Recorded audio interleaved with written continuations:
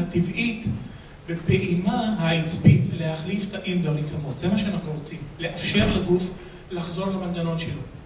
ועוד פעם אני אזכיר לכם את נושא הגינון והעצים. תיקחו סיט, טיפש, לא נראה שיש לו מערכת עצבים ולא מוח ולא כלום. תזריקו אותו לאדמה פוריה ותתחילו להשקות אותו, מה יקרה?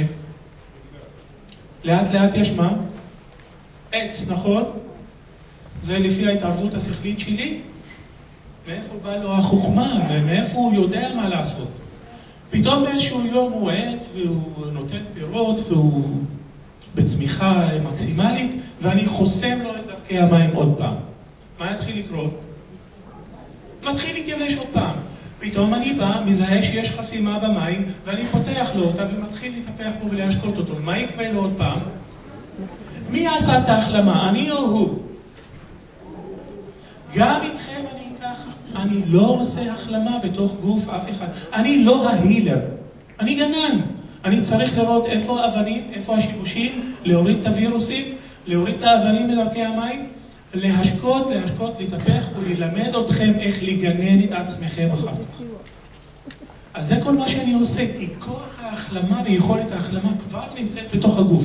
כי אם העץ טיפש, בלי שכל, יכול לקבל מים שוב פעם ויחליט, ויהיה עוד פעם ירוק, אז למה אנחנו לא מסוגלים כבני אדם להאמין?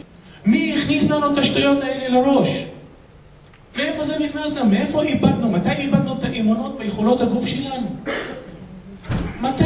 איך זה קרה לנו שאיבדנו את האמונה בעצמנו ואנחנו חושבים עכשיו שאי אפשר להחליט בלי תרופות או בלי זה או בלי לקחת משהו מהגוף או להחדיר משהו מהגוף?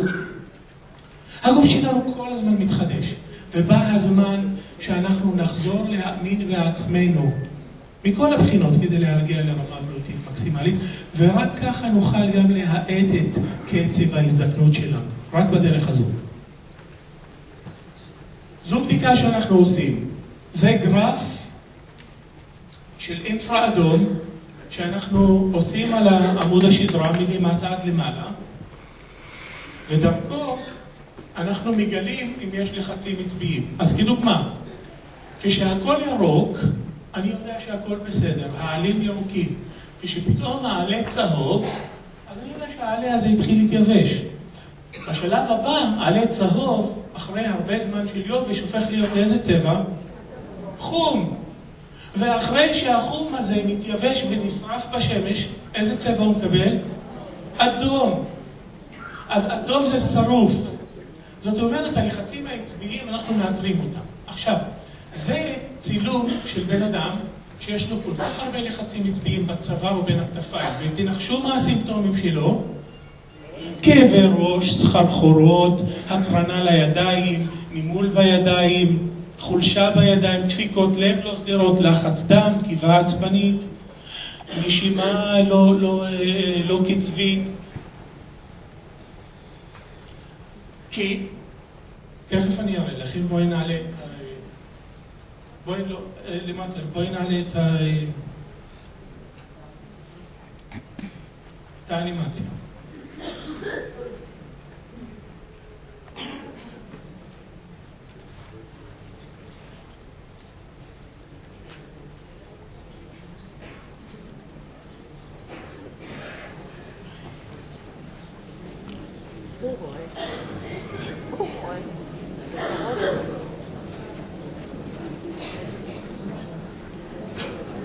אוקיי. בואו נראה לכם איך אנחנו יודעים לאן כל העצבים הלחצים. ראינו לחצים בצוואר, תסתכלו בבקשה. זה החוליות של עמוד השדרה. הכפתורים האלה נראים כמו ארון חשמל ממש, אנחנו פותחים, אנחנו רואים פקקים, מפצלים. העליון והפקק הראשי. עכשיו, כשאני לוחץ עליו, תסתכלו איזה איברים מקבלים ממנו מתח.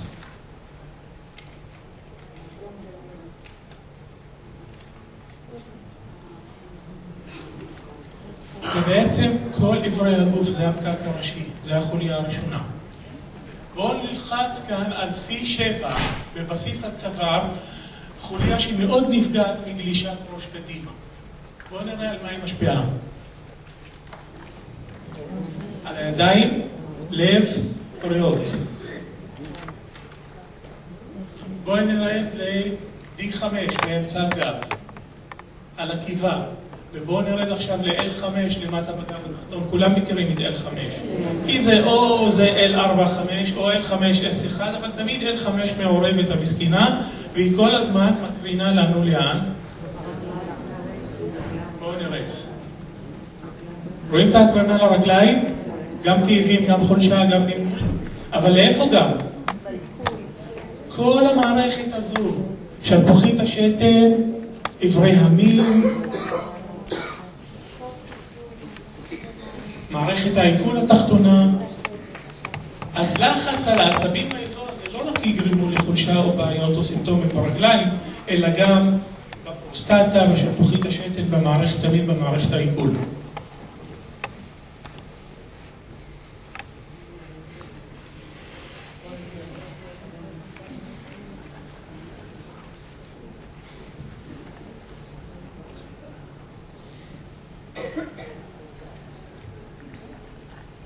סיפרתי לכם על החזון שלי בשביל החברה שלנו.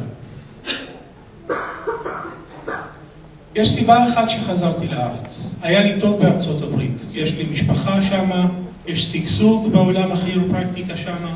שמה כל החברים שלי, כל המחקרים, כל הסמינרים, כל פעם אני צריך לצאת 3-4 פעמים בשנה כדי להתעדכן. פה אין שום דבר. זה המדבר מהבחינה הזו. אבל חזרתי למדבר כדי להתחיל עם העץ הראשון בגינה. והמטרה הסופית שלי והמטרה האולטימטיבית שלי בחיים היא כשאני בן 80 עצמי, אני מסתכל מסביב ואני רואה שבתי חולים מתחילים להתמזער.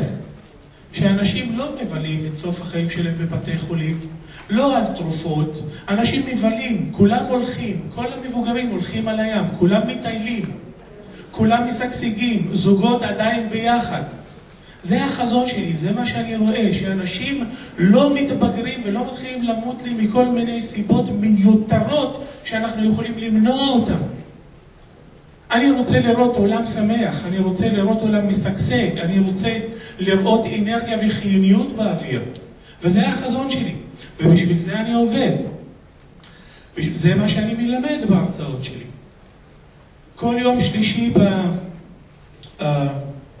בקליניקה שלנו בגלבוע יש לנו הרצאה פתוחה לקהל, ואנחנו מלמדים איך להתחזק לא רק את הגוף אלא גם את הנפש ואת השכל, איך לעבוד על המחשבות שלנו, איך להתמקד במה שאנחנו רוצים ולממש את זה. זה נקרא תורת השפע. אנחנו מלמדים.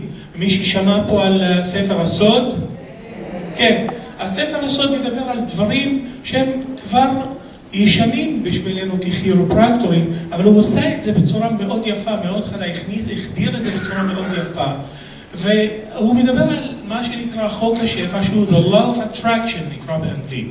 איך אנחנו מושכים אלינו דברים לחיים שלנו, כמו מגנטים, כל הזמן אנחנו משדרים מחשבות ורגשות ואימונות, ועל פי המחשבות והרגשות והאימונות שלנו, אנחנו קולטים את התוצאה בחזרה מהעולם כמו מראה. אז אם כל הזמן אני מפחד וחושב חולי וחושב על מחלות וחושב על זה, זה מה שאני אקבל מהעולם. אם כל הזמן אני חושב על הישרדות ואיך אני רק יוכל ואיך אני רק אשרוד, אז ככה אני אחיה. אבל אם אני מתחיל להתמקד ולחשוב ביני לבין עצמי ולהאמין שאני נולדתי כדי להיות בריא, אני יכול להמשיך להיות בריא עד היום האחרון שלי, וזה מה שאני רוצה, וזה מה שאני רוצה לממש, ואני לא רוצה לחשוב על שום דבר או סצנריו אחר. ולהחזיק את זה בראש ולהאמין בזה, ולהמשיך לחתור לזה עד היום האחרון שלי. מקסימום זה לא יקרה. אבל הסיכוי הגדול אומר שאם אני ממקד את המחשבות שלי, את המחשבות והאימונות שלי על משהו, מה אדם יכול לעשות כשהוא מתמקד? אז חבר'ה, בואו נתחיל להתמקד בבריאות, לא בחולי, בשמחה, לא בעצב, בשפע, לא בעוני. ונשאיר את הדברים האלה בראש שלנו כל הזמן, זה מה שאנחנו רוצים לשדר.